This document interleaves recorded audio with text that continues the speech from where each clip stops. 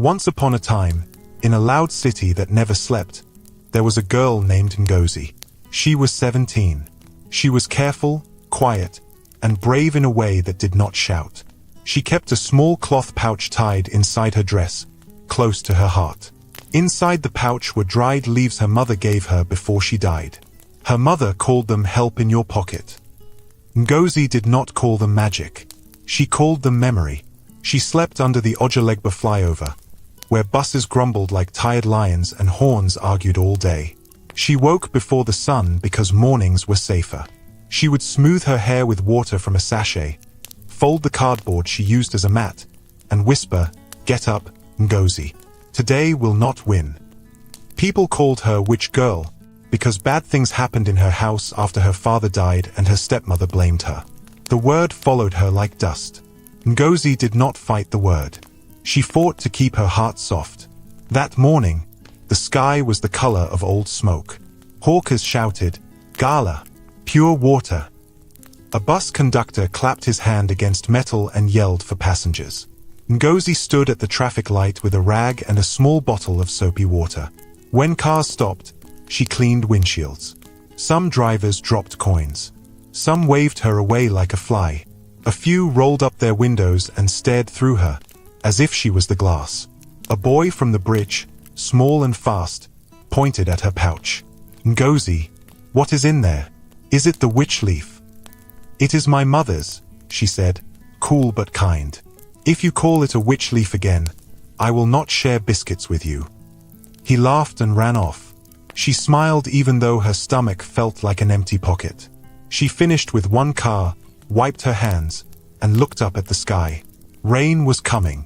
You could taste it in the air, metal and new. By evening, the rain fell hard, straight and heavy, beating the road into dark mirrors. Ngozi pulled an old nylon over her head and stood back under the flyover where people hid from the downpour. The sound was wild, like a drum that would not stop. Danfo buses pushed through water, their headlights making pale paths on the wet street. The air smelled of diesel, wet dust, and roasted corn from a stubborn woman who kept her fire alive under a sheet of zinc. Then the convoy came. First a motorcycle with a flashing light cut through the rain. Behind it, 3 black SUVs slid to the curb under the flyover. Guards jumped out. One held an umbrella. Another opened a back door. A tall man in a fine suit stepped down, slow and stiff, like his body was arguing with him. His face was handsome but tired in a rich man's way. People whispered, "Chief." Even the rain seemed to listen. The man took one step, then stopped. His mouth opened but no words came. His chest rose and fell too fast. He pressed a hand to his throat, eyes wide in a private panic. He coughed once, twice, and dropped to his knees on the wet ground. "Call the ambulance," a guard shouted. "Now, now." Another guard fumbled with his phone, hands shaking. "Yes, sir, I am calling. Please breathe, sir." A third one stood uselessly with the umbrella, as if dry clothes were still a thing that mattered. People drew closer and then back again, unsure, afraid to be blamed if things went wrong. The man's breaths were short and tight, like a door that would not open. He tried to speak and only wheezed. His fingers clawed at the air. Ngozi did not think long. Her feet moved before fear could hold them. She dropped her nylon cover, knelt by the man, and said, "Sir, look at me." He did not. His eyes were glassy and far. She knew that look. She had seen breathing fail in a neighbor once. She had seen a chest fight its ribs and lose. She pulled the cloth pouch from her dress with wet hands. The guards stared. "Hey, leave him," one shouted. "What are you doing? Who are you?" "She is that witch girl," someone hissed. "Keep her away." Ngozi did not stop. "He cannot wait," she said. "Please, hold the umbrella lower. Keep his face out of rain." The guard with the umbrella, confused and desperate, obeyed. Ngozi tore the pouch open with her teeth. She brought out 2 leaves, dark, dry, and sharp with smell even through the rain. She crushed them between her palms until their scent rose warm and strong, like clean pepper and forest. Her mother once showed her this for tight chests, and she had believed because there was nothing else to believe. "Sir," she said, soft but firm, "breathe here." She cupped her hands near his nose and mouth, not touching, letting the vapor climb into him. Slowly. In. Out. Follow my voice. In. Out. The man fought for air, then caught a thin thread of it. A small sound, not a word, came from his throat. Ngozi moved her hands a little closer. Good. Again. In. Out. A guard crouched beside her, wet to the bone. "Will this work?" he asked, voice breaking. "It is helping," she said. "Please do not shout. Let him hear me." The rain softened to a steady hiss. The crowd held its breath like one body. The man's shoulders, which had been hard as wood, began to loosen a little. He coughed, a sharp cough that hurt to hear, and a spray of spit hit the wet ground. He swallowed, blinked, and turned his face toward Ngozi's hands as if the smell was a rope pulling him back. She warmed the crushed leaves between her palms again and held them steady. In. Out. Good, sir. Keep going. He closed his eyes and breathed, shallow but real. He reached for her wrist without looking, just to know something living was there. She did not pull away. She kept counting, kept breathing with him, keeping her own breath calm so he could borrow its rhythm. Sirens cried in the distance. The guards looked up with relief. "They are close," one said. Ngozi nodded and leaned closer. "You are not dying today," she whispered. "Not for the crowd, not for the guards, but for the man and herself. You are stronger than this, sir. Stay with me." His hand tightened for 1 second. His chest rose deeper. He took a long breath that sounded like a door finally opening. He looked at her then, truly looked, and the fear in his eyes changed to surprise. Rain ran down his lashes like thin glass. He tried to speak.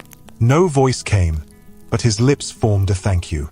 The ambulance stopped with a rush of lights and water.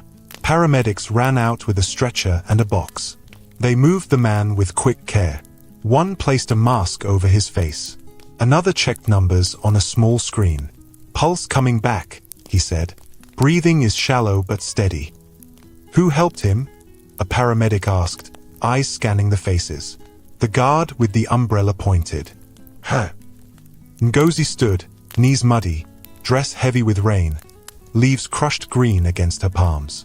For a moment she felt small under the wide flyover and the wider city. Then the billionaire, face behind the mask, turned his head toward her as they lifted him into the ambulance. His gaze locked on hers. It was a look like a hand reaching across a river. It said he had seen her. It said he would not forget. "Come," a guard said, gentler now, but the crowd had already closed around her with whispers. "Is she a witch?" someone asked. "She saved him," another said. "Maybe she caused it," a third voice muttered. "These things have two sides." Ngozi closed the empty pouch and tied it back into her dress. Her fingers shook only a little. The ambulance doors slammed. The siren rose and fell and then faded into the wet night. She stepped backward into the shadow of the flyover and sat on her folded cardboard. The rain slowed to a soft patter, like the end of a long song. She looked at her hands and saw the faint green stain of the leaves, the small proof that she had done something that mattered. She did not smile. She only breathed, deep and even, the way she had asked him to breathe. Somewhere out there, the rich man was alive. Somewhere near her, people were still whispering her name with fear and doubt. But inside, under the noise, Ngozi felt a quiet thing settle. It was not pride. It was not magic. It was the steady voice of her mother in her memory saying, "Help in your pocket, help in your heart." She leaned her head against the cold pillar and watched the road shine. Night moved on. Buses grumbled again. The roasted corn fire glowed small and patient. And the girl they called a witch waited for the morning, not knowing that the look from the man in the ambulance had already changed the road ahead. The rain had stopped by dawn, but Lagos still smelled of it. Damp air, wet earth, and exhaust fumes rising from the morning traffic. Under the Ojalegba flyover, Ngozi sat cross-legged on her folded cardboard, her back against the cold concrete pillar. She hadn't slept much. Every time she closed her eyes, she saw the man's face in the rain, his hand squeezing her wrist, his lips trying to form a thank you. The streets woke fast. Hawkers appeared with trays balanced on their heads, calling out bread, groundnuts, and boiled eggs. Bus conductors banged on metal and yelled for passengers. The smell of frying akara drifted from a nearby stall. Ngozi's stomach twisted at the scent, but she ignored it. She didn't have the money to think about food yet. By the time the sun began to climb, the whispers had started. "That's her," a woman selling oranges murmured to her neighbor. "The witch girl that saved the rich man." A man buying oranges snorted. "Saved him? Or did she cause it? You people forget how these witches work. They bring the sickness, then pretend to cure it." Ngozi could hear every word. She kept her eyes on the ground, rubbing her thumb over the little cloth pouch inside her dress. A group of street boys she knew from the bridge came over. One of them, tall and thin, grinned wide. "Ngozi, they say you touched Chief Obina's chest and he woke up like film trick." Another boy laughed. "Film trick coup? She used that witch leaf in her pocket. I told you before." Ngozi looked at him sharply. "It is not witch leaf. It is medicine my mother taught me." The tall boy tilted his head. "Then why do people die when you're around? You were in your house when your father died, ABI." Her stomach knotted. "You think I killed my father?" Her voice was low but steady. He shrugged. "That's what your stepmother said." Ngozi stood, her fists tight at her sides.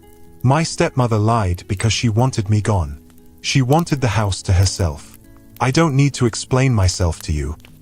The boys exchanged looks, then drifted away, their laughter thin and mocking. She sat back down, pulling her knees to her chest. She told herself their words didn't matter, but they settled like stones inside her. The truth was, she had heard these accusations so many times that they almost felt like another name. Witch girl. Bad luck. Cursed. She pressed her forehead to her knees and tried to push the words out of her head. By midday, the market near the flyover was crowded. The sound of haggling mixed with the honk of impatient drivers. Ngozi stood near the traffic lights again, washing windshields, collecting coins. She kept glancing at the road, half expecting to see the black convoy again. It was almost evening when she heard a voice behind her. "Are you Ngozi?" She turned. A tall man in a crisp white shirt stood there, holding an umbrella even though the sky was clear. He was well-dressed, clean shoes, gold watch. Not the type of person who usually stopped to talk to her. "Yes," she said, wary.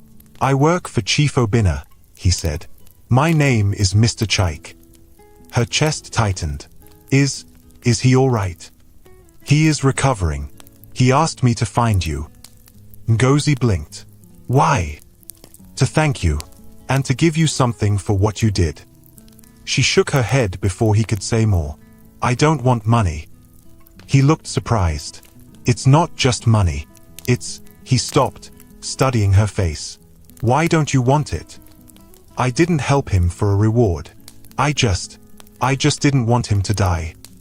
For a moment, he said nothing. The noise of the market moved around them. The cry of a plantain seller, the blare of a horn, the rattle of a bus door. "Chief Obina will want to speak to you himself," Chaik said at last. "Will you come with me?" Ngozi stepped back. "I don't know you. How do I know this is not a trick?" "You can follow me to the hospital if you want," he said. "Ask anyone there. You will see I'm telling the truth." She hesitated.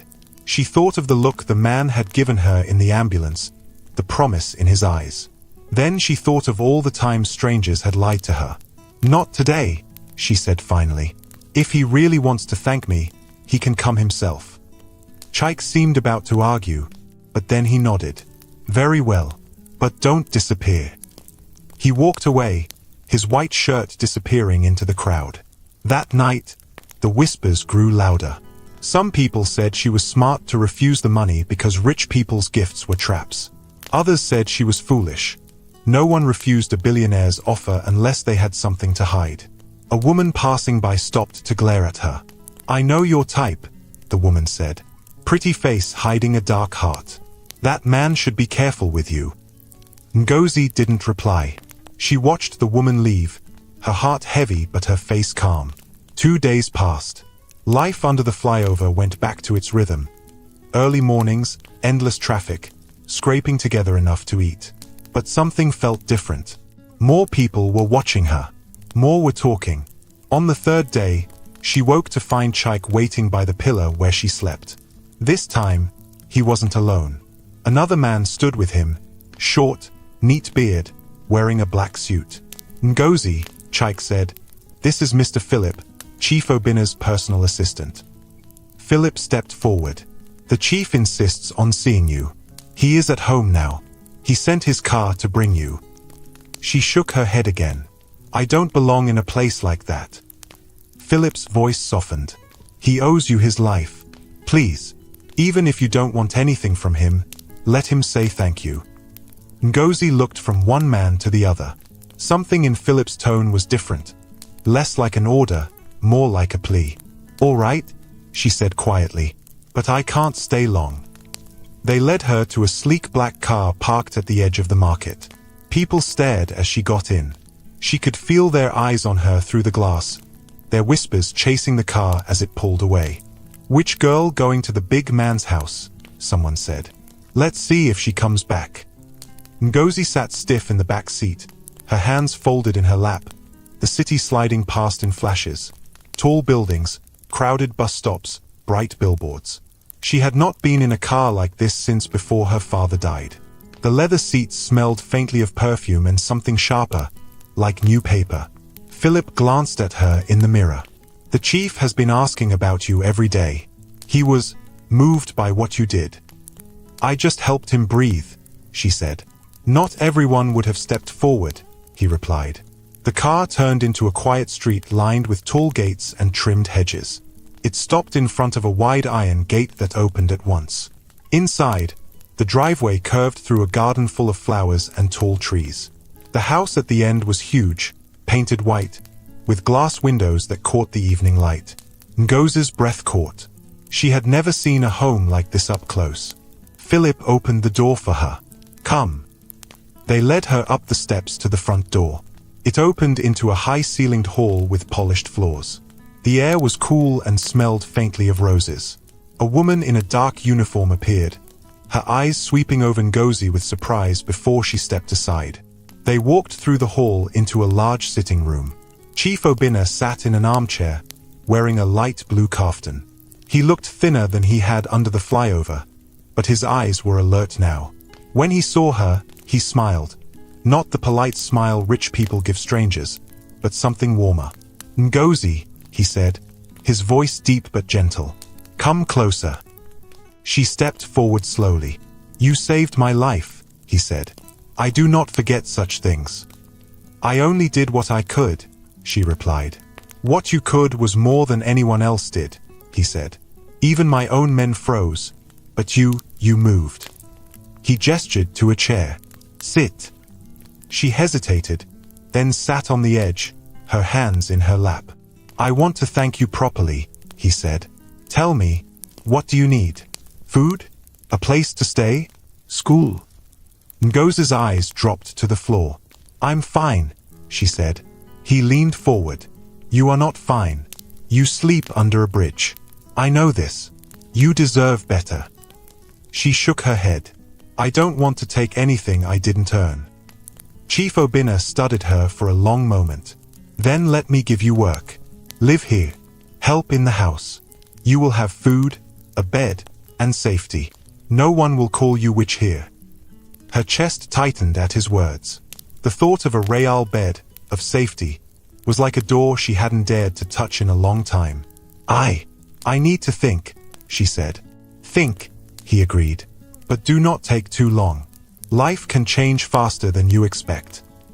Philip escorted her back to the car.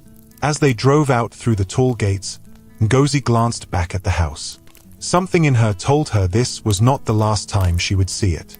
Back under the flyover that night, the market lights glowing and the noise rising around her, she lay awake on her cardboard, staring at the dark. She could still hear his voice in her head. No one will call you witch here. She wondered if that could really be true. Morning came slow under the flyover. The sky was pale, and the air felt fresh after the rains. Ngozi sat on her folded cardboard with her knees pulled close, watching buses line up and hawkers arrange their trays. She had not slept well.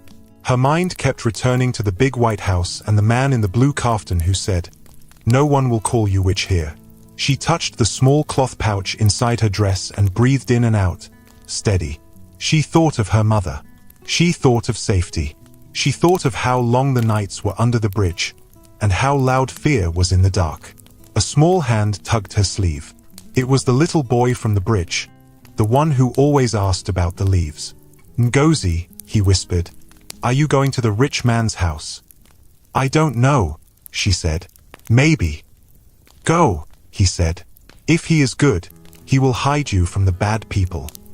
He looked up and added, "But don't forget us." She touched his cheek. "I won't." By mid-morning, a black car eased to the curb near the flyover. People turned to stare. Mr. Philip stepped out in his neat suit, and Mr. Chaik came around the other side with a small smile. The crowd began to talk. "Which girl's ride is here? Careful, oh. Maybe they will arrest her." Philip ignored the whispers. He walked straight to Ngozi and spoke softly. "The chief asked if you have decided." Ngozi rose, brushed the dust from her skirt, and nodded once.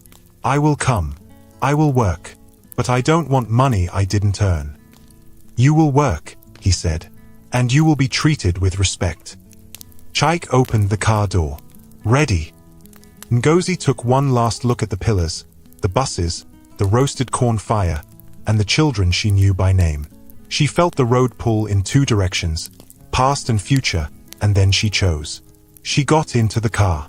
As they drove, the city changed shape. The noise softened, the roads grew wider, the houses taller. The car slid through a gate into a calm garden where the grass was cut short and flowers stood in neat lines. The White House rose ahead, bright against the blue sky. Inside, cool air touched her face. Marble floors shone. Framed photos lined the hall, Chief Obinna shaking hands with big men, cutting ribbons, smiling with children in school uniforms. In one picture he stood with a woman in a purple dress, her smile warm and proud. In another, he stood with a young man who looked like him around the eyes. A woman in a dark uniform stepped forward, her face careful. "Welcome," she said. "I am Madame Rose. I run the house." Philip nodded to her. "Please call the chief." They led Ngozi into a sitting room where light fell through wide windows onto a soft rug. She stood at the edge, hands folded, heart steadying itself. Chief Obinna came in slowly, but he stood tall. He wore a simple white kaftan today. His face looked better, less tight, less scared. "Ngozi," he said, and the way he said her name reached her like a hand. "You came." "I came to work," she said. He smiled. "Good." He sat and gestured to a chair. "Please." She sat on the edge again. He looked her over, not in a cold way, but as if he wanted to be sure she was real. "How did you sleep?" he asked. "I sleep under the bridge," she said. "So I don't sleep well." "You will sleep well today." He turned to Philip. "Has the room been prepared?" "Yes, sir," Philip said. Chief Obinna looked back at Ngozi. "I have a small room in the staff quarters. It has a bed, a window, and a wardrobe. It is not big, but it is safe. You will help Madame Rose in the house, laundry, cleaning, sometimes the kitchen. You will eat 3 times a day. If you want to go to school later, we will discuss it." Ngozi's throat tightened at the word bed. She looked down so her eyes would not give away too much. "Thank you," she said. "I am the one who should thank you," he replied. "There is one more thing. In this house, no one will speak to you with insult. If anyone does, you tell me. Do you understand?" She looked up, surprised by the force of his voice. "Yes, sir." He relaxed back into his chair. "Good. Madame Rose will show you around." Madame Rose stepped forward, still formal. "This way, please." They walked through a corridor that smelled faintly of roses and Polish. Madame Rose's shoes made a soft sound on the floor.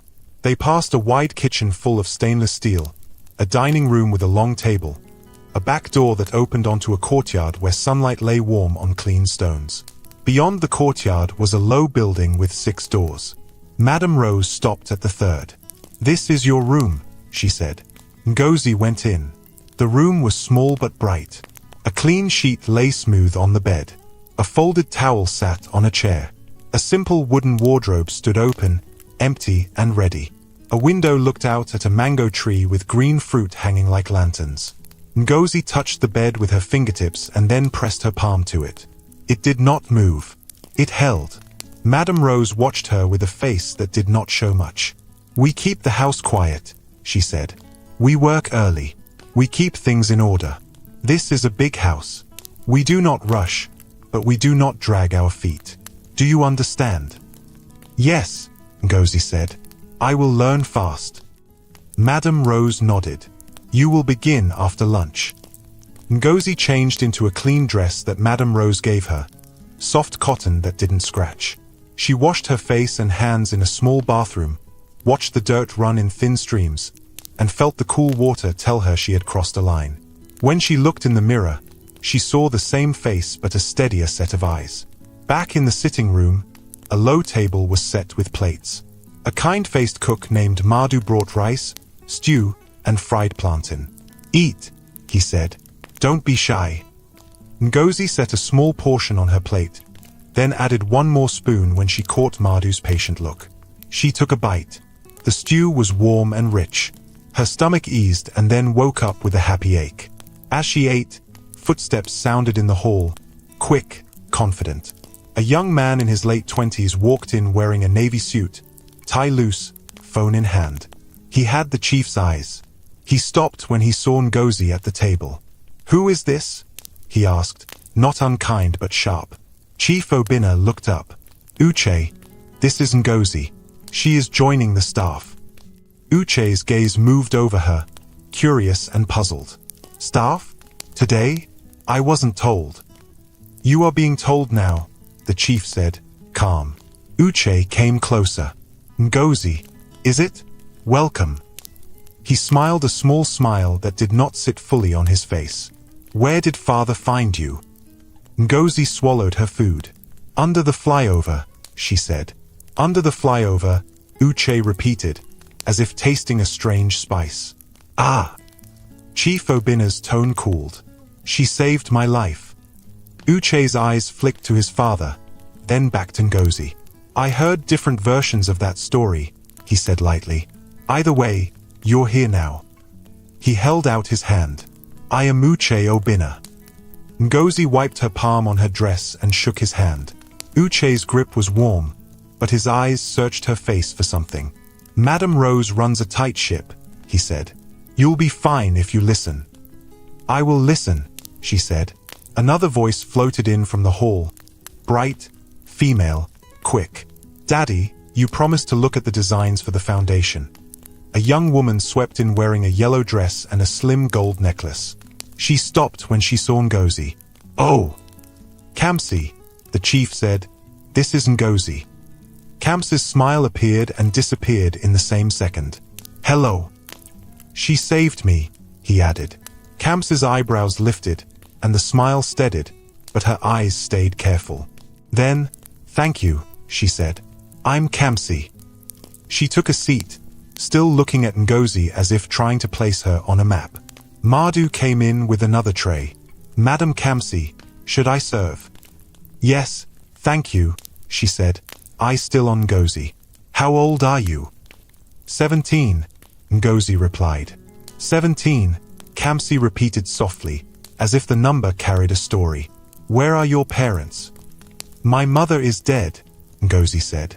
"My father too." Kamsi's face softened at last. "I'm sorry," she said. She reached for a glass of water and drank. After a moment, she asked, "How did you know what to do that night?" "My mother taught me," Ngozi said.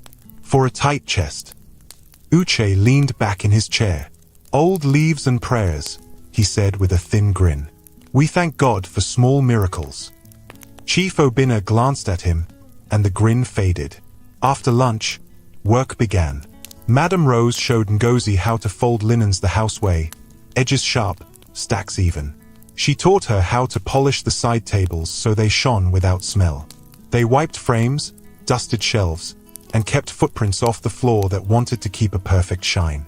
When they reached the study, Ngozi paused at the door. A glass cabinet stood against one wall, holding small carved figures and framed photos. One photo caught her eye. The chief stood with 3 people, Uche, Kamsi, and a woman in the purple dress she had seen in the hall. The woman stood close to him with her hand in his. Her eyes were warm and certain. His late wife, Madame Rose said quietly from behind her, "Madame Amora." Ngozi nodded once and moved on. By late afternoon, Ngozi's arms ached in a sweet way. Work filled the room in her head where worry liked to sit. She preferred that. She wanted to be tired from scrubbing, not from fear. As the sun dropped, a slim woman entered through the side door. She wore a pale blouse and dark skirt, a delicate watch, and a perfume that arrived 1 second before she did. She was beautiful in a sharp, well-kept way. She walked like she knew where everything should be and who should stand where. "Good evening, Madame Chine," Madame Rose said, straightening a cushion. "Evening," Chine replied. She turned to Ngozi, took her in from head to toe, and offered a small smile that did not warm her eyes. "You must be the new girl." "Yes, Ma," Ngozi said. "I am Chine," she said, turning the gold bracelet on her wrist. "I manage event plans for the family. Sometimes I manage other things." Her gaze lingered on the cloth pouch shape under Ngozi's dress. "You will find we like order here." "I will keep things in order," Ngozi said. "Good," Chine said, pleasant but distant. "We have guests this weekend. The house must shine." "It will shine," Madame Rose said. Chine nodded and drifted away, leaving a faint trail of perfume and a quiet chill. Evening turned the garden golden. The house grew softer with lamps and low talk. In the kitchen, Madhu made jollof rice and grilled fish. The smell wrapped the room like a friendly arm. Ngozi helped set the table in the dining room while listening to the hum of voices down the hall. At dinner, they sat, Chief Obinna at the head, Uche on his right, Kamsi on his left. Chinu sat beside Kamsi, the gold on her wrist catching the light. The talk began about the foundation school project, then moved to business meetings and a planned trip to Abuja. "Father," Uche said between bites, "the board asked if you are strong enough to return next week." "I am," the chief said, "but I will not rush." Chinu dabbed her lips with a napkin. "Everyone is praying for your full recovery," she said. "We thank God for the young girl's help." Kamsi glanced toward the kitchen where Ngozi was stacking plates on a tray. "Yes," she murmured. "We thank God." Uche looked again, his eyes unreadable. "Father, about bringing strangers into the house." "She is staff," the chief said. "We do not call staff strangers." Uche lifted his hands slightly. "I only mean, this house has seen trouble when we were not careful." "This house has seen trouble when we were careful too," the chief replied, and the words sat heavy on the table for a moment. Kamsi reached for her water.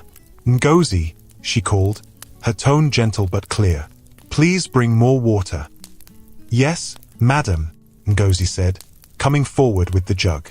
As she poured, Chine watched her hands closely, then glanced at the chief. "You look much better," she said in a bright tone. "Rest is good medicine." "Rest," the chief said. His eyes followed Ngozi as she moved back to the kitchen. When she passed the study door, she felt those eyes like a quiet guard at her back. The night settled. After the plates were washed and the counters wiped, Madame Rose said, "Go and sleep. Tomorrow we will do upstairs rooms." Ngozi went back to her small room in the staff quarters. She closed the door, leaned her head against it, and let the quiet hold her for a moment. Then she crossed to the bed and Saturday. She pressed her palm to the mattress again, as if to be sure it was still there. She opened the wardrobe and placed the spare dress neatly inside. She touched the window frame and looked out at the mango tree. A soft wind pushed the leaves like green hands waving goodnight. There was a knock. She stood and opened the door. Philip stood there with a small package. "The chief asked me to give you this," he said. "Basic things, soap, a toothbrush, a comb." Ngozi took the package. "Thank you." Philip hesitated. "I will be honest," he said, keeping his voice low. "Some people in this house will not be happy you are here. It is not about you, really. It is about what your presence means. The chief trusts you. Not everyone is ready to accept that." "I came to work," she said. "I won't cause trouble." "I know," Philip said, "but trouble sometimes comes even when we do not call it." He offered a small smile. "If anyone disturbs you, tell me, or tell the chief. Good night." "Good night," she said. She closed the door and sat on the bed again. She unwrapped the soap, smelled it, simple and clean, and smiled a small, private smile. She washed her face, brushed her teeth, and combed her hair slowly, feeling each stroke settle her inside. She lay down and stared at the ceiling. The house made different sounds than the bridge: soft clicks, a distant hum, the whisper of trees outside. Somewhere in the main house, a door closed. Somewhere in the garden, a night bird called. Her eyes grew heavy, then opened again when she heard voices outside. Low, sharp, two men passing the quarters. "Just shows up from under a bridge. Father is soft. People will use him. Watch her closely." The steps faded. Ngozi stared at the door, her breath slow and even. She did not get up. She did not run to press her ear to the wood. She had learned that some things were better met sitting still. She turned to the wall and curled under the sheet. She placed the cloth pouch against her chest and closed her eyes. She thought of the bridge, the rain, the hand that had squeezed her wrist in thanks. She thought of the mango tree and the way the leaves moved in the night like water. In the main house, the chief walked to his study and stood at the window, looking out toward the staff quarters. His face was thoughtful, his eyes clear. He touched his chest, breathed in and out, and then switched off the light. The house slept. Ngozi slept too, not yet knowing that the open door she had just walked through would not stay quiet for long. Because where there is new trust, old fear wakes up and begins to whisper. And in this house, whispers could grow into storms. Morning light slipped into Ngozi's small room, soft and golden. She woke to the sound of birds in the mango tree and the distant clink of plates in the main house.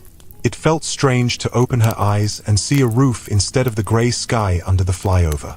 For a moment, she lay still, letting the quiet sink in. Then she remembered Philip's words from last night. "Some people will not be happy you are here." She dressed quickly, tied her pouch under her dress, and stepped outside. The air in the courtyard was cool, but the sun was already warming the tops of the flowers. Madame Rose was in the main kitchen, rolling up her sleeves as Madhu chopped onions. "Come, wash these plates," Madame Rose said without looking up. "Yes, Ma," Ngozi answered, moving to the sink. The warm water and soap felt good on her hands. "You will help me upstairs today," Madame Rose added. "The chief wants the rooms cleaned before the weekend. We will start with his study." Ngozi nodded, but inside, she felt her chest tighten a little. The study was a place she'd only glimpsed, a place that seemed to carry weight in the house. By mid-morning, they climbed the polished staircase. The upstairs smelled faintly of lavender polish. Sunlight streamed through long curtains, laying soft rectangles of light on the carpet. Madame Rose pushed the study door open. "Be careful in here," she said. "Nothing is to be moved without permission." Ngozi stepped inside. Shelves lined the walls, filled with thick books, some with gold letters on the spines. The glass cabinet still held the carved figures and framed photos she had noticed before. The desk was large and heavy, papers stacked neatly on one side. A pen lay across an open notebook. They dusted the shelves slowly, Madame Rose showing her how to lift and wipe each book without bending the covers. "You see these figures?" Madame Rose said, pointing to a small wooden carving of a man holding a spear. "They are from the chief's travels. If one falls and breaks, it will be trouble." "I understand," Ngozi said. As she worked, she noticed movement in the doorway. Uche stood there, leaning on the frame, watching them. "Good morning," Madame Rose greeted him. "Morning," he said, stepping inside. His eyes went to Ngozi. "You are settling in." "Yes, sir," she replied, keeping her hands on the duster. He walked to the desk and picked up the pen, turning it in his fingers. "This house is different from the streets. Some people find it hard to adjust." "I will do my work," she said quietly. "That's good," he said, setting the pen down. "Just remember, not everyone you meet here will smile because they mean it." His words hung in the air, heavy. Then he left as quickly as he came. Madame Rose glanced at Ngozi. "Don't mind him. Just do your work well." They finished the study and moved to the guest rooms. Each had a soft bed, curtains that matched the bedspread, and a faint smell of fresh soap. Ngozi smoothed the sheets, straightened the pillows, and dusted the windowsills. By the time they reached the last room, it was almost lunchtime. From the open window, Ngozi saw the chief sitting in the garden, reading a newspaper. His posture was relaxed, but his head turned slightly, as if he was listening for something. At lunch, she helped Madhu set the table. The chief came in, followed by Kamsi and Uche. Chine arrived last, wearing a soft pink dress and a smile that seemed to be meant for someone specific. The conversation started light, Kamsi talking about the new foundation project, Uche asking about the Abuja trip. Then Chine leaned toward the chief. "You look well today," she said warmly. "Your medicine must be working."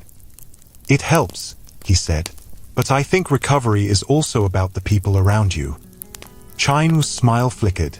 "Yes, the right people make all the difference." Ngozi came forward to refill glasses. As she poured water into the chief's cup, she felt Kamsi watching her closely. "Where did you learn to pour like that?" Kamsi asked suddenly. Ngozi looked up. "It is just water, madam." "Yes, but you do it carefully, as if you've served in a big house before." "I haven't," Ngozi said simply. Kamsi smiled faintly, but her eyes stayed on Ngozi a moment too long before turning back to her plate. After lunch, Ngozi carried dishes to the kitchen. Madhu was scrubbing a pot. He looked up at her. "You are quiet," he said. "I am listening," she replied. "To what?" "To everything," she said. He chuckled softly. "Good. In this house, your ears will teach you more than your eyes." Later that afternoon, while polishing the glass in the dining room, Ngozi heard raised voices in the hallway. She froze, listening. "Bringing strangers here without telling us." Uche's voice, sharp. "She is not a stranger," the chief replied, calm but firm. "She saved my life." "That doesn't mean she belongs here," Uche said. "We don't know what she wants." "I know what she has done," the chief said, "and I know she has no reason to harm me." There was a pause.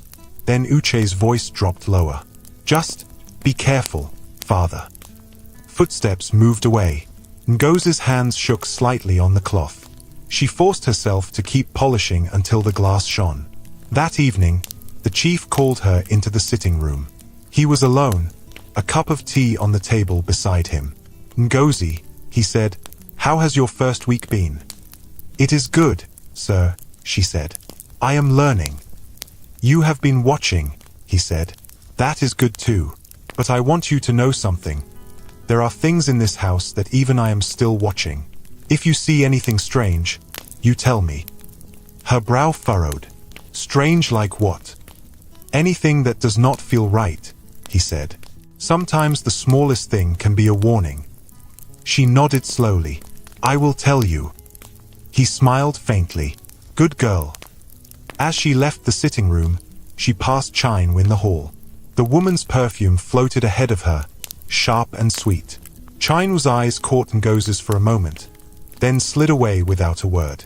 That night, Ngozi sat on her bed, combing her hair slowly. Through the window, she could see lights glowing in the main house. She thought about the chief's words, about Uche's warning in the study, about the way Kamsi and Chine watched her. She knew she was safe from the street, But inside these walls, something else was moving. It wasn't loud. It wasn't clear. But it was there, like a shadow waiting for the right time to grow. And though she didn't know what it was yet, she could feel it watching her back. Morning was bright and soft, the kind that made the garden look new. Ngozi woke before the bell, washed, tied her pouch under her dress, and stepped into the courtyard.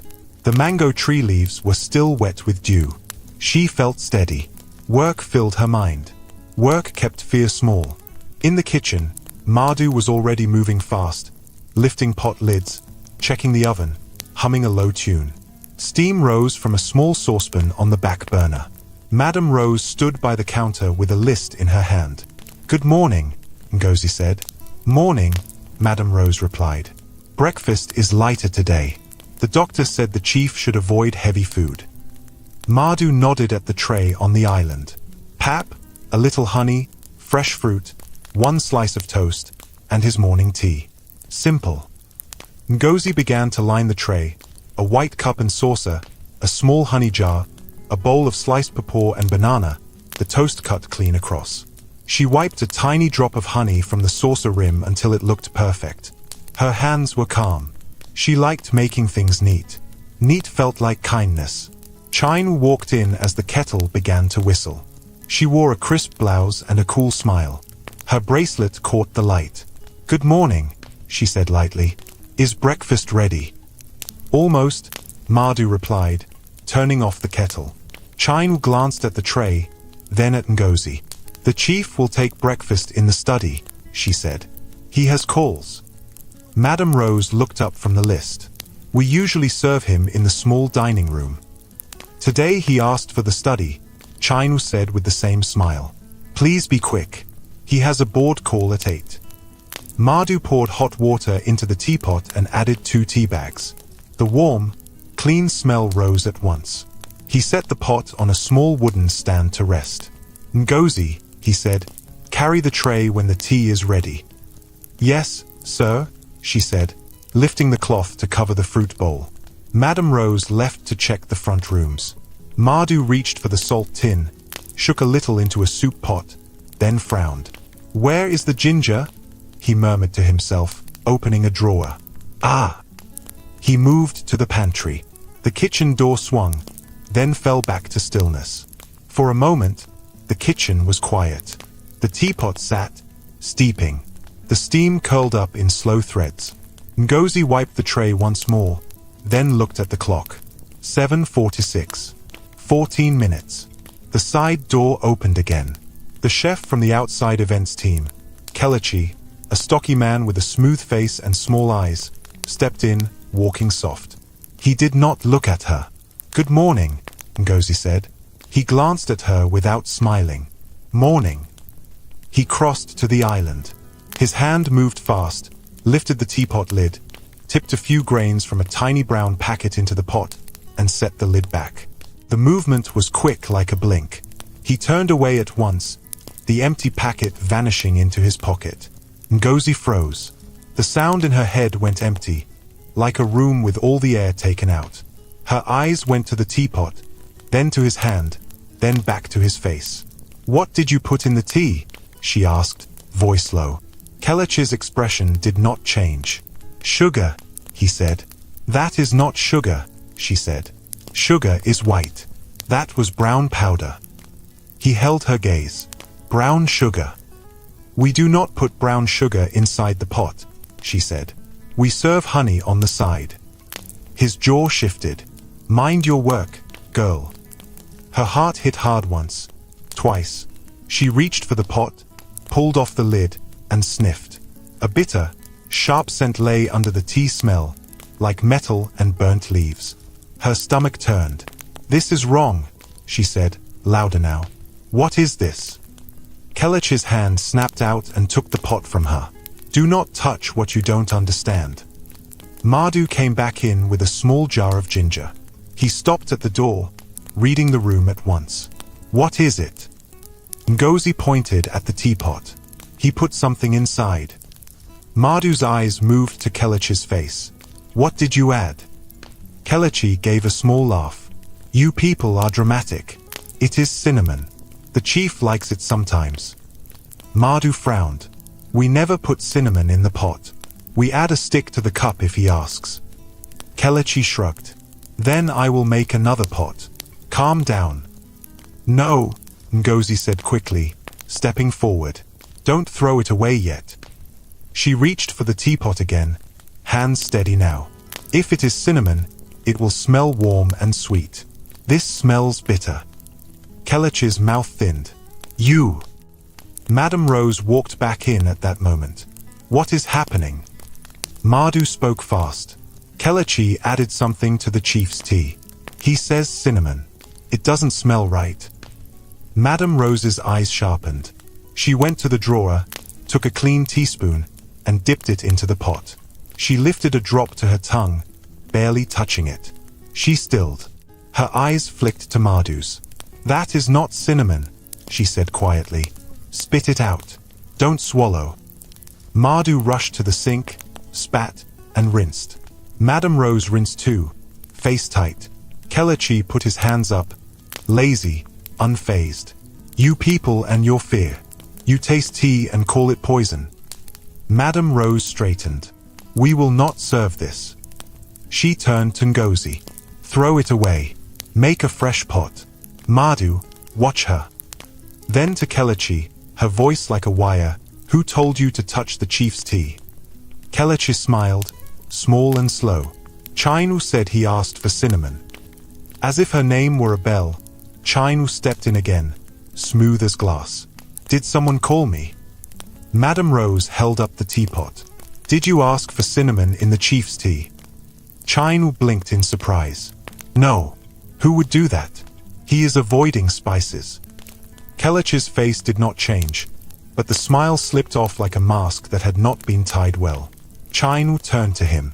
Why would you add that? Do you want to upset his stomach?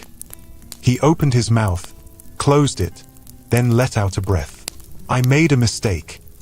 You do not make that kind of mistake, Madame Rose said. Get out. Now. Kelechi's eyes hardened. For a second, something cold flashed there. Then he left, stepped slow, as if he were not being pushed out but taking a walk he had planned. Madame Rose turned to Ngozi. Make a fresh pot. Fast.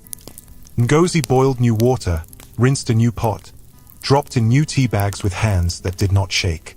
She watched the water darken and counted her breaths. Madhu sliced fruit again. Chinu stood too still, eyes on the door Kelechi had used. The kitchen felt like a drum pulled tight. When the tea was ready, Ngozi set the tray again and lifted it. The cup rattled once in the saucer. She stilled it with a finger and breathed. I will carry it, she said. No, Madame Rose began, but Ngozi met her eyes. Please, she said. Let me. Madame Rose held her gaze, saw the reason there, and nodded once. Go. Madhu, go with her. They moved through the hall, past the pictures, toward the study. The door was half open.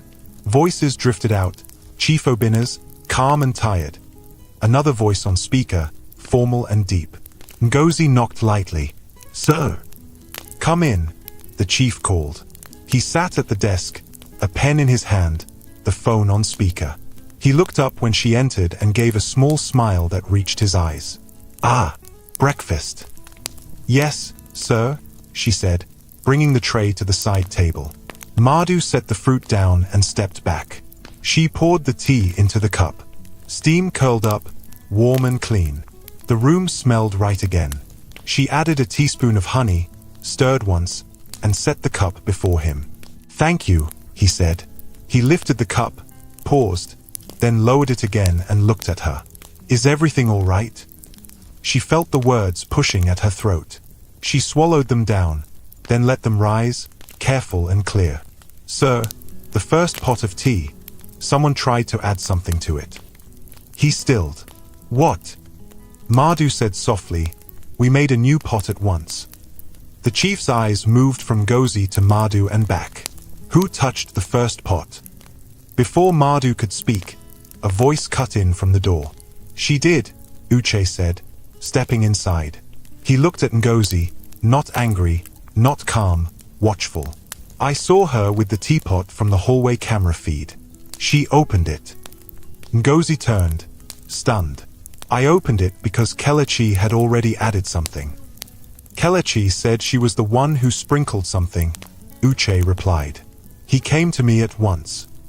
That is a lie, Ngozi said, heat rising in her chest. Madame Rose tasted it. She said it was not cinnamon. Chinu said the chief did not ask for it. Kamsi appeared in the doorway too, eyes wide. What is going on? Someone tried to put something in father's tea, Uche said flatly. And this girl was seen with the teapot. I was seen because I stopped it, Ngozi said, holding the chief's gaze. I cannot prove it with my hands, sir. Only with what I saw. The chief leaned back in his chair, the pen still in his fingers. His face did not show fear, but something inside him had drawn up like a rope being pulled. Where is Kelechi now? I sent him out, Madame Rose said, stepping in behind Kamsi. He said you asked for cinnamon. Chinu said you did not. Chinu stood behind them all, silent, eyes steady on the chief. Her face was smooth as water in a bowl. The air in the study thinned. The phone on the desk still murmured a meeting in another world. But in this room, time had changed shape. The chief lifted the fresh cup again and set it down without drinking. Close the door, he said. Uche closed it softly. The latch clicked. Listen to me, the chief said, voice low and firm. No one serves me anything today except Madu. And Ngozi. Uche's jaw tightened. Father. I am not finished, the chief said. Philip will pull the camera footage from the kitchen. We will see who touched what and when. Kamsi nodded quickly, relief swimming across her face. Yes, that will clear this up. Uche's eyes slid to Ngozi. He said nothing. The chief turned to Ngozi. Tell me exactly what you saw. She told him, step by step. The kettle's whistle. Madu leaving. Kelechi's fast hand. The tiny brown packet. The smell. The taste test. Chinu's answer. She used no big words. She added no extra color. She held each detail like a stone and set it down where it belonged. When she finished, the room was quiet. Kamsi said softly, Father, did you drink anything before now? No, he said. Only water from my bottle. Uche crossed his arms. We still have to be careful. This could be a trick to make us trust her over our own staff. Ngozi felt the words hit her like cold water. She did not answer him. She looked at the chief. He looked back, and for a long moment his face softened, as if a memory had touched him. The rain, the bridge, a girl's hand steady over his breath. Then the softness closed again. He rubbed his forehead. Call Philip, he said to Uche. Get the footage. Uche took out his phone, stepped to the side, and called. Kamsi moved closer to the desk, her hand on the edge as if to steady the room. Madame Rose looked at Ngozi and gave the slightest nod, a small anchor in a moving sea. Minutes later, Philip came in with a tablet. He placed it on the desk and played the kitchen feed. The camera showed the island, the kettle, the teapot. It showed Madu leaving. It showed Kelechi entering, his back to the camera, his body blocking the view of his hands. It showed Ngozi move to the pot, open it, sniff, call out. It showed Kelechi taking it back. It showed Madame Rose tasting a drop. Philip paused the video. The angle is bad, he said. You can't see the packet. Uche spread his hands a little. You see? It only shows her touching the pot. It also shows me tasting it, Madame Rose said, sharp. It was wrong. Chinu cleared her throat. Let us not fight. The important thing is the chief did not drink it. The chief sat back, eyes on the still frame frozen on the tablet. Ngozi leaning toward the pot, face tense and focused, Kelechi's back a dark wall. He closed his eyes for a second, then opened them. Kelechi is suspended, he said. Madu, you handle the kitchen. Rose, you watch everything that comes to me. Philip, change the camera to cover the island from the side as well. Philip nodded. Yes, sir. Uche glanced at Ngozi. And what about her? What about her? The chief said, the slightest edge in his tone. Uche spread his hands. We barely know her. She arrives, and suddenly there is drama around your food. It is too neat. Kamsi's eyes flashed. Uche, she saved him once already. And people who save can also harm, Uche said quietly. I am not accusing. I am warning. The chief looked down at his hands. For a breath, his face showed the cost of standing between two paths. His voice, when it came, was steady but heavy. Ngozi stays, he said. But, he paused, eyes flicking to her and away. Rose, for now, the keys to the pantry and the tea cabinet will be with you and Madhu alone. Ngozi felt the line inside that sentence. Stays. But, it was not anger. It was not trust either. It was a bridge he was trying to walk without falling. She bowed her head. Yes, sir. Go on, he said softly. All of you. I need to think. They filed out. In the hall, the air felt lighter and colder at once. Kamsi touched Ngozi's arm. Are you all right? Yes, Ngozi said. Thank you. Uche stood by the doorway, watching. His voice was even. Do not be alone in the kitchen, he said. For your sake. For my sake, she repeated, then nodded once. I hear you.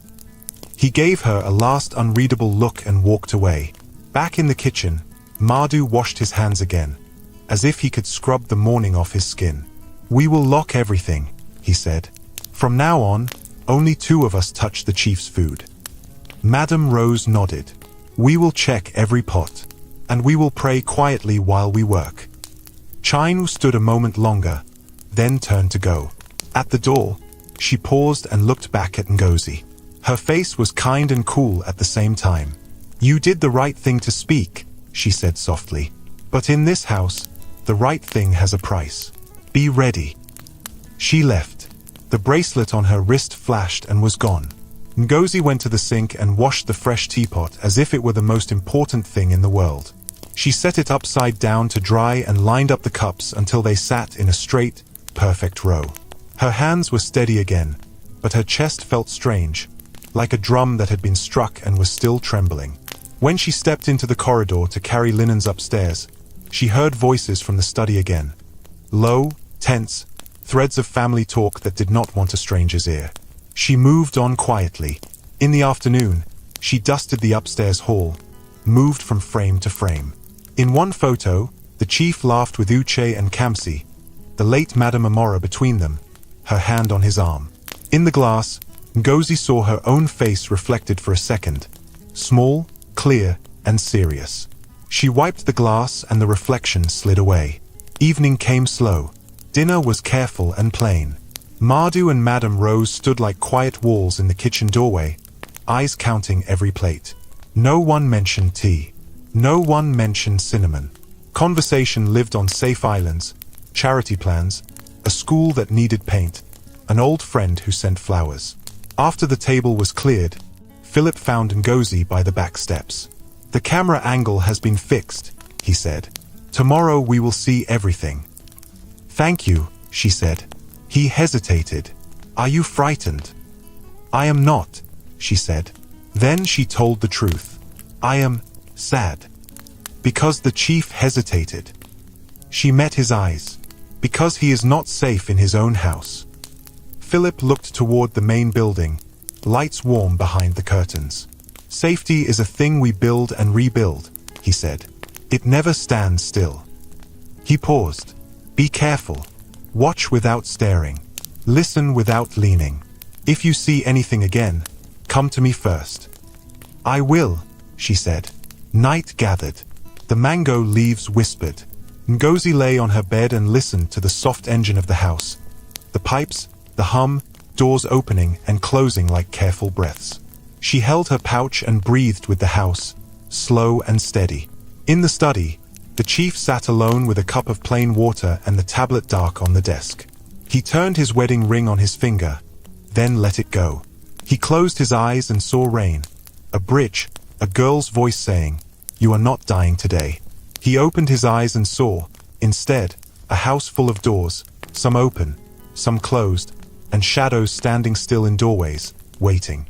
He wanted to trust the girl who moved when everyone else froze. He wanted to trust his children too. Both once pulled at him from different sides.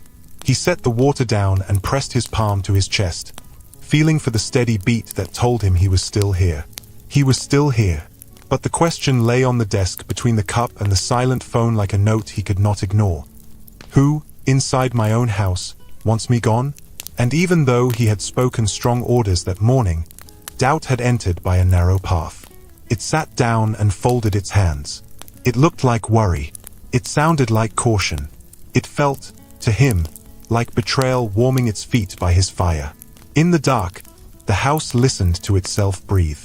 And somewhere in that quiet, a plan that had failed once began to turn, looking for a second chance. The next 2 days moved slowly but felt heavy, like the house was holding its breath. Every meal for the chief passed through Madhu and Madame Rose's hands. The tea cabinet stayed locked. The pantry key never left Madame Rose's pocket. Ngozi did her work quietly, but her ears caught things. Snatches of conversations in hallways, footsteps that stopped when she turned, glances exchanged when they thought she wasn't looking. On the third night after the tea incident, she was folding linens in the laundry room when Kamsi appeared at the doorway. "Father is resting early," Kamsi said, her voice low. "He had another dizzy spell today. Did you know?" Ngozi shook her head. "No, madam. I didn't hear." Kamsi stepped inside. "He says it's nothing. But I think it's not over. Someone will try again." She hesitated, then added, "Be careful, Ngozi.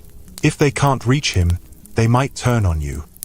"I'm not afraid for myself," Ngozi said. "But I'm afraid for him." Kamsi looked at her for a moment, nodded once, and left.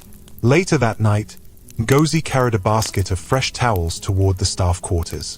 The corridor was quiet, dim with just the wall lamps lit. She passed the main sitting room and noticed the door to the study slightly open. Voices drifted out, Uche's and another man's she didn't recognize. "It will be done," the stranger said. "It has to be quick," Uche replied. "We can't afford another scare that drags on." Ngozi froze, the towels heavy in her arms. She leaned closer without touching the door. "What about the girl?" the man asked. "She's already in the way," Uche said flatly.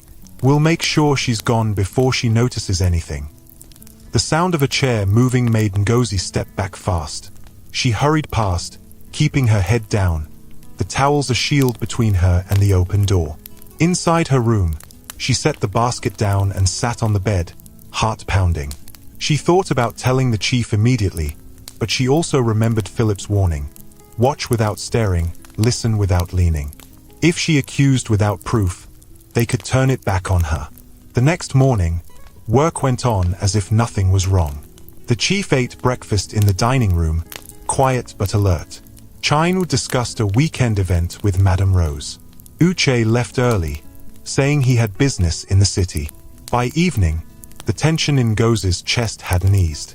She was in the kitchen helping Madhu prepare dinner when Madame Rose said, "Ngozi, go to the storage room and bring another bag of rice." Ngozi nodded and went. The storage room was at the far end of the back corridor, past the staff quarters. She stepped inside, the faint smell of grain and dried peppers filling her nose. She spotted the bag on the bottom shelf and bent to lift it. The door slammed. She spun around, dropping the bag. She rushed to the door and grabbed the handle. It didn't turn. "Hello?" she called, knocking hard. "Who locked the door?" Silence. She banged again, louder. "Open the door. I'm inside." Her pulse quickened. She tried the handle again, jiggling it hard. Nothing. She pressed her ear to the wood, listening. Footsteps echoed in the corridor, slow and fading. She stepped back, breathing fast. The storage room was small, no windows, no other way out. The air felt warmer already. She thought about Uche's voice last night. "We'll make sure she's gone before she notices anything." Her hands went to the pouch under her dress. She held it like it could think for her. Then she shouted again, this time calling Madu's name. Madu, Madam Rose, I'm locked in. Minutes dragged. Her voice began to turn hoarse from calling. She started banging the door in a steady rhythm, hoping someone would hear through the kitchen noise. At last, the bolt scraped and the door opened. Madam Rose stood there, frowning hard. What happened? She asked. Someone locked me in, Ngozi said, stepping out quickly. I don't know who. Who told you to go there? You did, Ngozi said. Madam Rose's frown deepened. I never sent you here. I was in the kitchen with Madu the whole time. Ngozi blinked. But someone told me. I heard your voice. That was not me, Madam Rose said firmly. Ngozi, someone is playing with you. The realization sank like cold water in Ngozi's stomach. Someone had lured her here on purpose. When they returned to the kitchen, Madu looked up. Where have you been? We needed the rice. She was locked in the storage room, Madam Rose said, by someone using my voice. Madu's face hardened. This house is turning dangerous. Ngozi didn't sleep much that night. Every sound in the staff quarters felt like a signal. The whisper of feet, the creak of wood. It all fed the thought that someone was moving pieces in the dark, and she was one of them. By morning, she knew one thing for certain. The attack on the chief hadn't been a single try. It was part of something bigger, and now they were ready to clear her out first. But she also knew something else. If they thought locking her in a dark room would scare her away, they didn't know her at all. The house felt tight all day, like a drum stretched too much. After the storage room trap, everyone moved with careful steps. Madam Rose kept the pantry keys on a string around her neck. Madu checked every pot twice. Philip fixed the cameras so they could see the island from both sides. Still, the air felt wrong. By afternoon, clouds gathered. The sky turned grey, and wind pushed the mango leaves against the window like hands. The chief finished a short walk in the garden and told Philip he would rest in his study. He looked tired, but he smiled at Ngozi as he passed. Drink water, she said, without thinking. He paused and nodded. You mother me now, he teased softly. Good. She watched him go and told herself to breathe. Evening fell early. Lights clicked on, one by one, as if the house didn't want darkness to enter all at once. In the kitchen, Madu plated a simple dinner. Boiled yam, garden egg sauce, and grilled fish. Madam Rose checked the tray and whispered, God, keep us. Ngozi carried water to the small dining room. On the way back, she slowed by the study. The door was not fully closed. She heard the chief's voice, low, steady, speaking on the phone. Yes, I will join the meeting tomorrow. No, keep it quiet for now. Yes, I know who to trust. I am watching. His voice made her feel calm for a heartbeat. She turned to go. Then the sound changed. A heavy thud. A chair leg scraping. The phone hitting the floor. Ngozi dropped the water jug on the side table and ran in. The chief was on the carpet by the desk, one hand on his chest, his breath thin and broken like a weak whistle. His eyes were wide and full of fear he was trying not to show. Sir, she cried, sliding to her knees. Look at me. He tried to speak, but no words came. His lips were pale. His fingers opened and closed, trying to find air in the room. Ngozi's mind went still in the way that happens only when it matters most. She pulled the pouch from under her dress, tore it open, crushed 2 dried leaves between her palms, and brought them close to his nose and mouth. In, out, follow me, she said, voice steady. In, out. His breath caught, failed, caught again. She leaned closer, warming the leaves with her hands, letting the sharp, clean smell rise strong. Stay with me, she whispered. Please don't die, sir. They want you gone. Stay with me. Footsteps pounded in the hall. Father! Uche's voice. He rushed in, stopped, saw her over the chief, and froze for 1 second too long. Call Philip. Ngozi shouted without looking up. Call the ambulance. Now! Uche woke from the freeze and grabbed his phone. Philip, study, now. He ran to the door, yelling down the corridor. "Philip! Kamsi! Help!" Kamsi burst in with Philip right behind her. "Oh God!" she breathed, kneeling on the other side of the chief. "Daddy, please." Philip crouched at the chief's head, checking his pulse with quick fingers. "Pulse is weak," he said, voice focused. "Keep him breathing." Ngozi kept the leaves in place and matched his breath with her own. "In, out. Listen to me, sir." The chief's eyes rolled toward her voice. A small sound left his throat. He fought for the rhythm, reached, found it, lost it, found it again. "Ambulance," Philip said into his phone, then into his radio. "Security, open the gate. Now." Madame Rose and Madhu appeared in the doorway, faces tight. Chinu came too, hand to her mouth, eyes wide and shining. "What happened?" she asked, stepping closer. "Give them space," Philip said sharply. "Don't crowd him." Time stretched. It was just breath, the leaves, the quiet count of in and out, and the chief's hand clutching the rug like he was holding the edge of a cliff. Rain began to rap on the windows.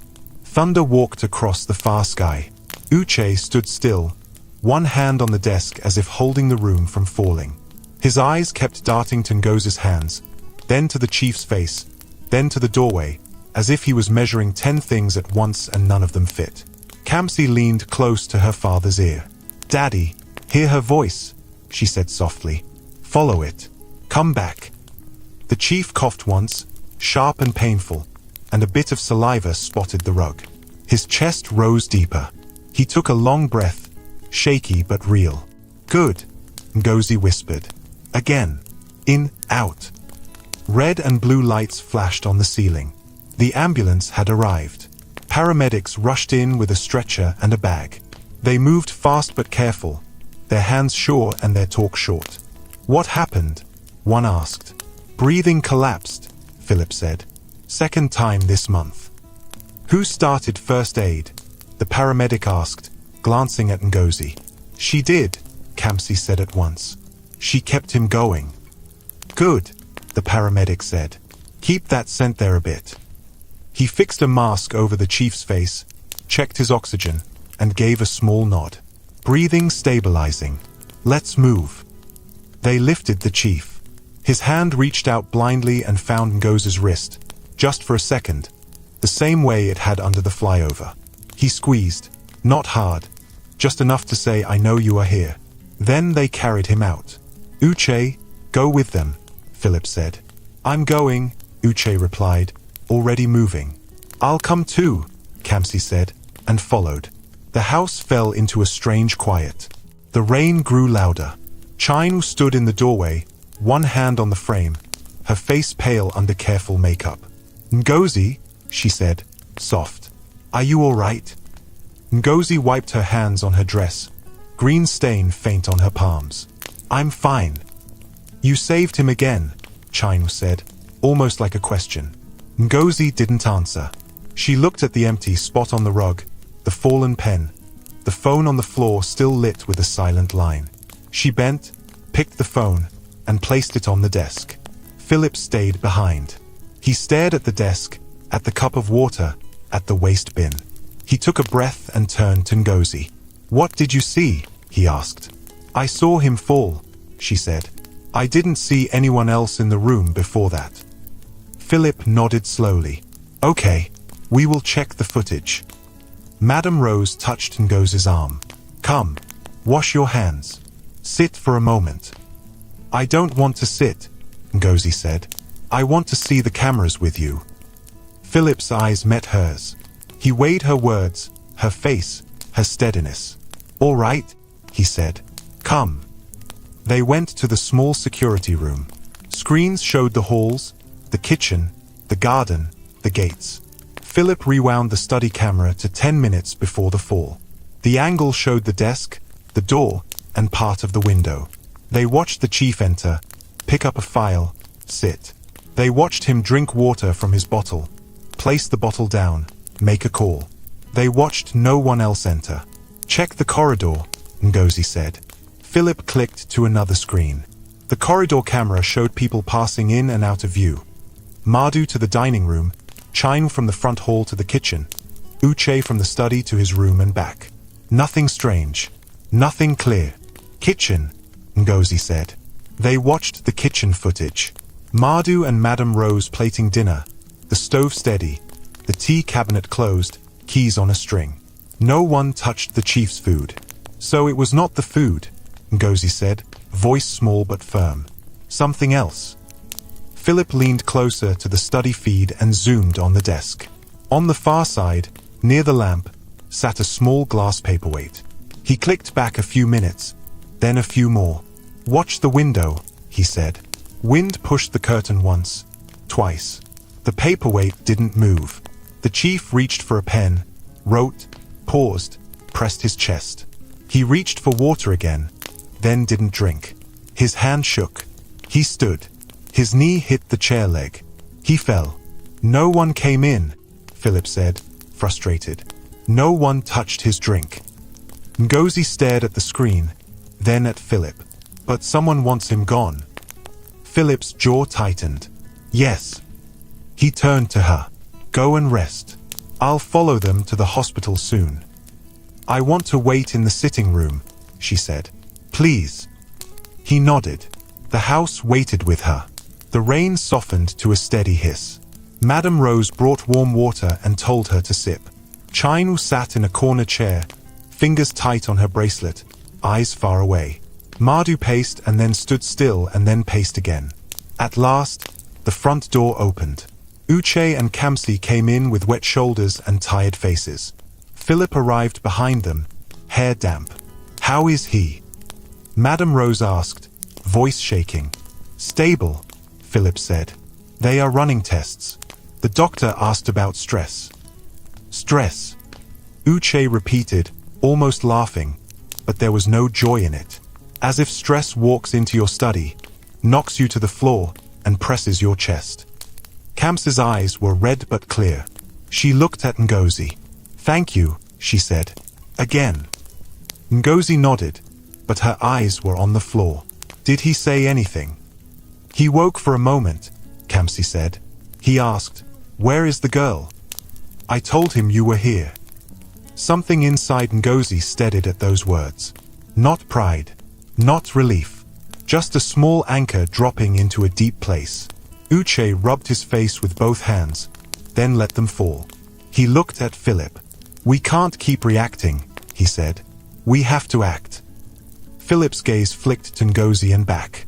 The chief said the same, he replied.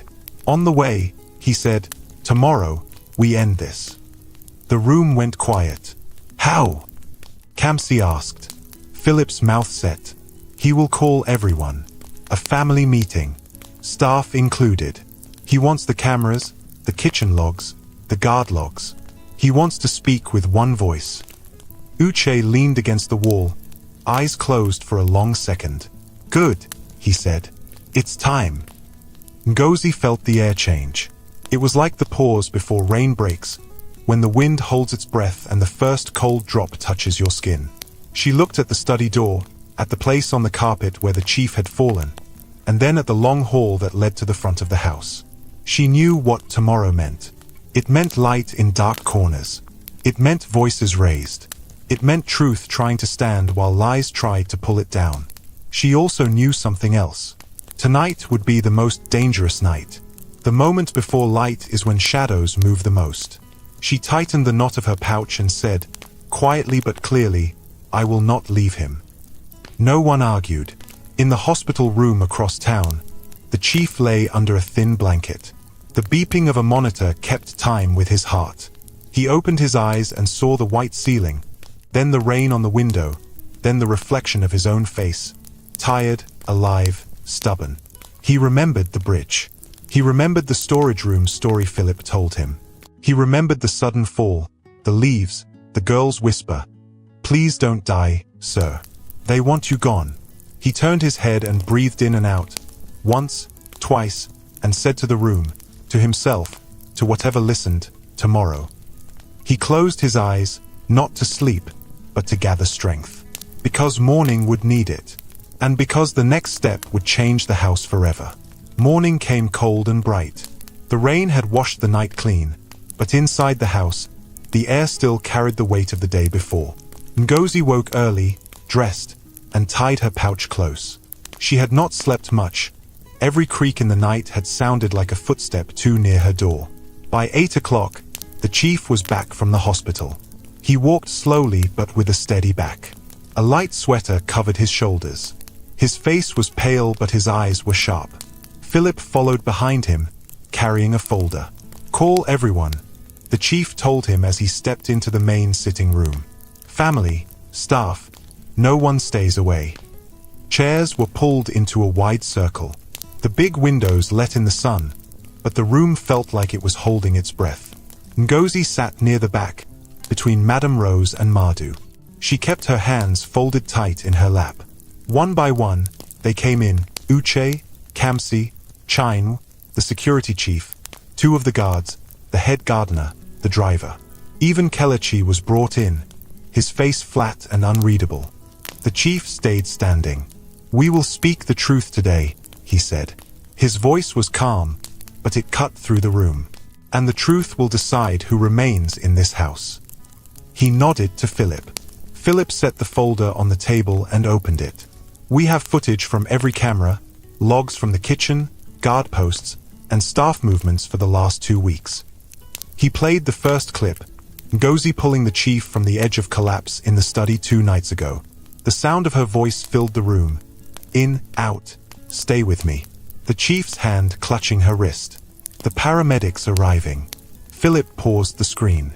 Before this moment, the study camera shows no one entering, but the corridor camera shows someone waiting near the door before the chief fell. He played another clip. Uche stood near the corner, pretending to scroll on his phone. Kelechi approached from the opposite end, holding something small in his palm. They stopped, spoke briefly. Kelechi slipped the item into his pocket and walked toward the kitchen. Murmurs rose. Kamsi's eyes widened. "What is that?" she asked. "We checked the pantry," Philip said. The same item, a small packet with traces of a toxic herb, was found in the bin after the tea incident. All eyes turned to Kelechi. He shrugged, trying to keep his face calm. "I told you before, it was cinnamon. This is being twisted." The chief's gaze did not move from him.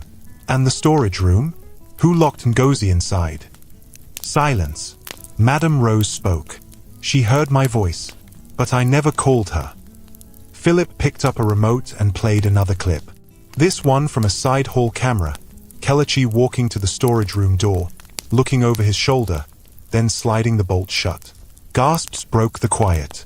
"That's not," Kelechi began, but the chief lifted a hand and he stopped. "You worked here for 3 years," the chief said. "I trusted you in my kitchen, and you tried to end my life." Kelechi's jaw tightened. "I was told to," he said. The room froze. "By who?" Philip asked. Kelechi's eyes slid toward Uche, then to Chaim. He gave a dry laugh. "Why should I say? You think they'll keep me safe if I talk?" The chief stepped closer. "No one here will harm you for speaking, but if you stay silent, I will take that as the truth being against you alone." Kelechi's voice was low now. It came from someone who shares your blood. Every head turned to Uche. "That's a lie," Uche said at once. "He's trying to drag me down with him." "Then explain this," Philip said, clicking to another clip, the moment Uche and Kelechi spoke in the corridor before the second collapse.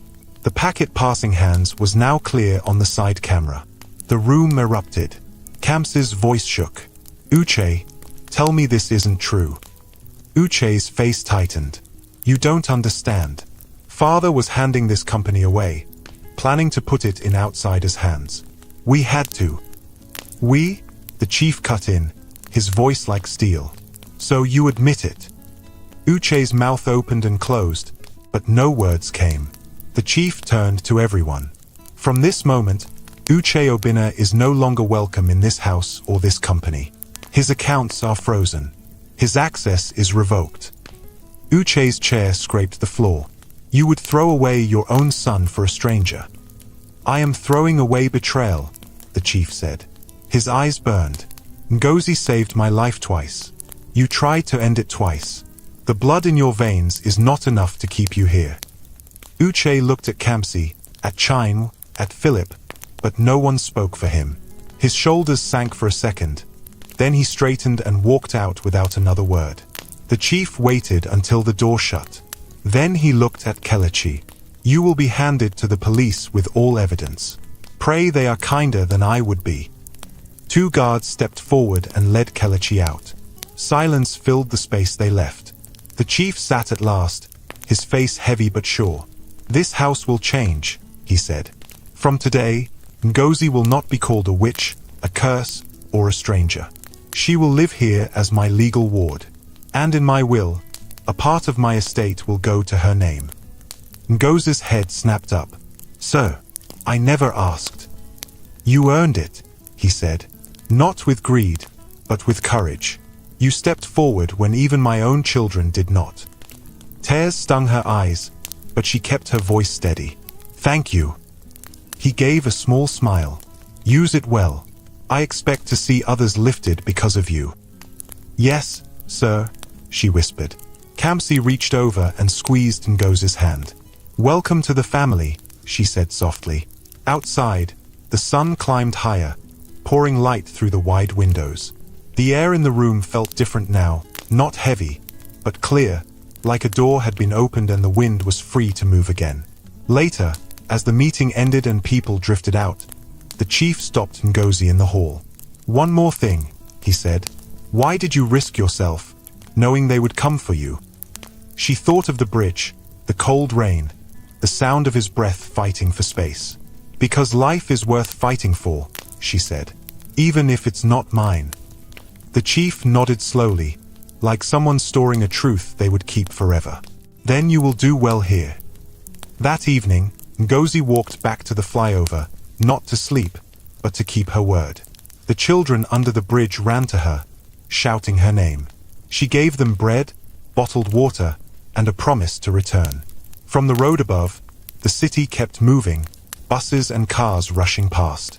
But under the flyover, something stood still. A girl who had been called a witch now carrying the weight of a home she never thought she would have, and the trust of a man she had twice pulled back from the edge.